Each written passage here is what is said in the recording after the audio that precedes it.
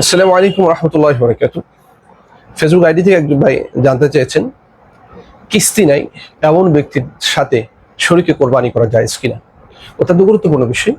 আমার লোন অথবা কিস্তি, আমরা জানি এটি সুদের অন্তর্ভুক্ত। বর্তমান সময়ের কিছু বিষয় যদি হালাল বা আমাদেরকে যারা ব্যাংকওয়ালারা বলতে চায় এটা হালাল পন্থা, এটা হারাম পন্থা, স্বাভাবিকভাবে আমাদের দেশে স্বাভাবিক যে বক্রিয়ায় ব্রাক অথবা আশা ব্যাংক যারা যেভাবে কিস্তি দিয়ে থাকে এগুলো হারাম পর্যায়ে, হারামি সুদের মধ্যে অন্তর্ভুক্ত।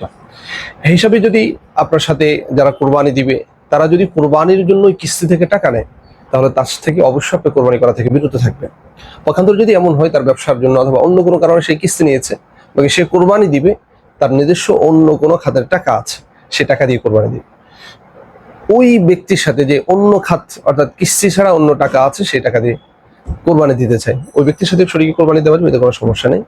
সার্বভৌম কথা হলো সুদের টাকা অথবা এভাবে কিস্তি নিয়ে কোরবানির সাথে শরীক হওয়া, এই ধরনের কিস্তি অথবা সুদের যারা টাকা দিয়ে অংশীদার হবে তাদের সাথে কোনোভাবেই কোরবানি করা জায়েজ হবে না। বরং আপনি যে কোরবানি দেবেন আপনার কোরবানিরও 12টা বেজে যাবে।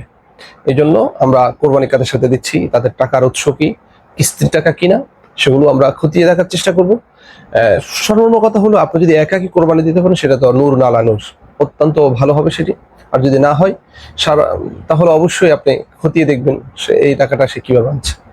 এই জন্য কিস্তিওয়ালা সরাসরি কিস্তির টাকা দিয়ে যদি কোরবানি দেয় শরীক হয়ে, ওই ব্যক্তির সাথে শরীক হওয়ার কারণে কারোই কোরবানি হবে না।